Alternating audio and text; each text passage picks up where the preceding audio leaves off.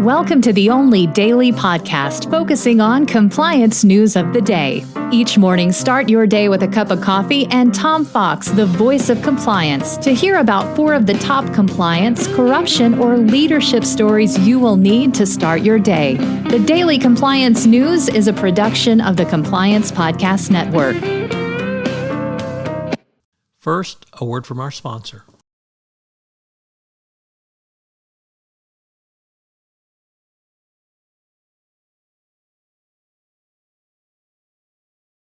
The Daily Compliance News for September 28, 2022, the Do They Even Care edition. And we begin with that story as reported by Harry Casson over at the FCPA blog. Recidivist Oracle pays $22.9 million to settle FCPA offenses. American tech giant headquartered in Austin now, Oracle agreed to pay $22.9 million to resolve FCPA charges that it violated the act in Turkey, India, and the UAE through subsidiaries that created and used slush funds to bribe foreign officials in return for business. This is on top of the $2 million paid by Oracle back in 2012 to settle another SEC FCPA case. This is not a DOJ settlement. It's with the Securities and Exchange Commission.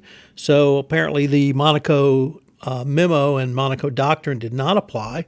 No report of a monitor being required by the SEC in this matter. So lots of action by or steps taken by Oracle in remediation, including termination of multiple employees and distributors and resellers, creating over 15 new risk and compliance positions and teams globally, and implementing a data compliance analytics program. Next up, from the Wall Street Journal, Risk and Compliance Journal, Richard Vanderpoort reporting that a newly operative U.S. law is imposing major hurdles on the importation of goods from China's Xinjiang region, the home of China's Uyghur people and other ethnic minorities. The goods from these regions are presumed to be made with forced labor, so companies now have to prove that they are not using forced labor for the importation of these goods. We have talked about, and I'm sure we'll be visiting it again.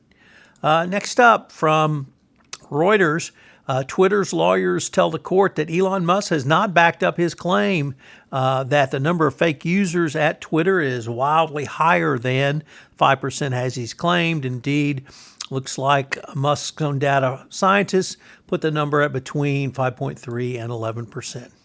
And finally, from the Voice of America, first-time contributor to the Daily Compliance News, Kenyan architects have blamed corruption and unregulated construction for the collapse of a 6-story building that killed 5 people. So once again, we see corruption playing the part of actually killing people and causing deaths. So this is something that we have seen before in other countries, such as Bangladesh, and it is unfortunately an outgrowth of corruption. The Daily Compliance News is a production of the Compliance Podcast Network and a proud member of C-Suite Radio. Thanks so much for listening. I hope you'll join me again tomorrow.